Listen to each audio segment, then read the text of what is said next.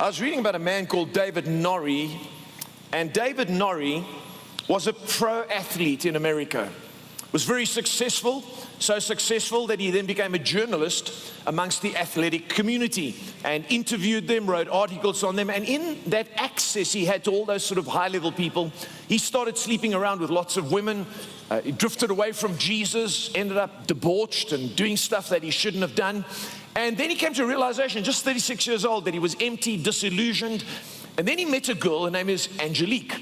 Angelique was a Christian athlete. She helps people train and so on. And they started dating. And because of her standards, she started to get him to pray with her and tell him not to swear. And sort of, he thought, no, I can't match up to this girl. So he broke it off with her. And she pursued him, and she came back. She said, you know what? I believe we're meant to be together, and you need to serve the Lord, and you need to get over yourself. And so they got married. And they did so well in their marriage. They formed a business together. They got a company called the Socially Speaking Club.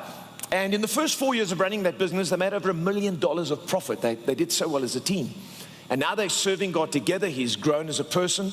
And at 39, he says, my life is completely different. Because he said this, he said, he's tired of being with people who put their cars out in front of their houses to impress people, who put their gold watches out in front of their handshakes, and who put their egos out in front of their conversations.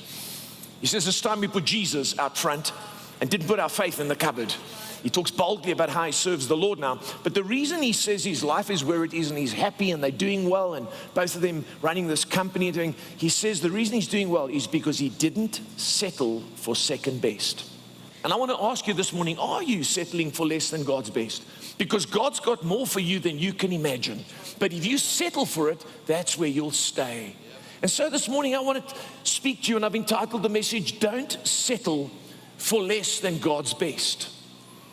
Don't settle for less than God's best.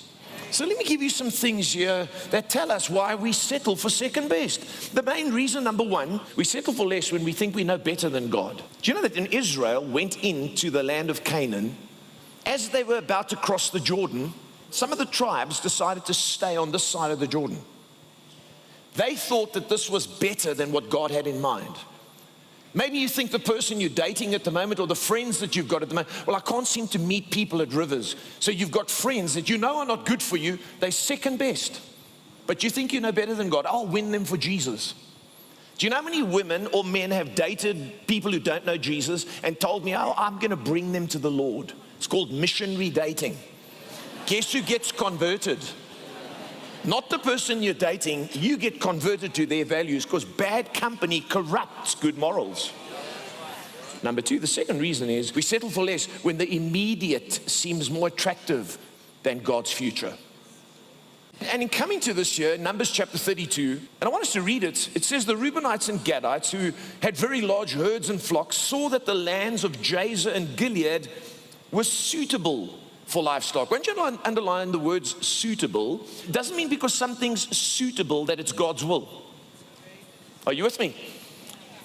And people try and convince you, yeah, no, but I mean, look at this. You're trying to make suitability the will of God. And it could be suitable, but it's not God's will. God's will's better than what's suitable. Number three, third thing is, what we can't see, we will never pursue. Some people can't see beyond the immediate. That's why they settle for the immediate. You've got to constantly be lifting your sights. Israel could not see the land. The words the land are mentioned 200 times in the book of Deuteronomy. However, even though the land was presented, the land was the goal, what you can't see, you'll never pursue. And I want to tell you, you really need to keep the word in your life, because the word will give you vision. Number four, as long as we can live with less than God's best, we will. I don't want to live with less than God's best. Won't you make up your mind this morning? I'm not going to. I know it's very hard to find a good, godly partner, male or female. They almost seem to be as rare as rhino. It's very easy to find someone to have sex with, but it's very difficult to find someone who will commit and serve you and love you and build into your life. There are many blessers out there, but they want benefits. Are you going to settle for that? Or are you going to say, you know what, I will not settle for less than God's best? Number five, We can never receive God's best, watch this, until we become completely dissatisfied with second best. You've got to be so restless about it. That's when you get God's best.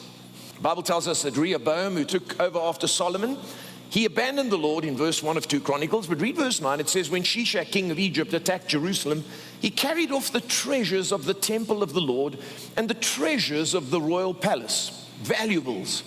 He took everything, including the gold shield Solomon had made. So King Rehoboam made bronze shields to replace them, and assigned these to the commanders of the guard on duty at the entrance to the royal palace. Whenever the king went to the Lord's temple, the guards went with him bearing the shields, and afterwards they returned them to the guard room. You see, what he did is he pretended he had the real thing, but he didn't have the real thing. And he was content with a replacement instead of the real thing. Let's never come to church and be satisfied with less than God's best. Number 6, when you fall short, don't settle for a less demanding Christianity. Many people, because they can't serve the Lord at the level they know He wants them to serve Him at, they settle for a less demanding Christianity.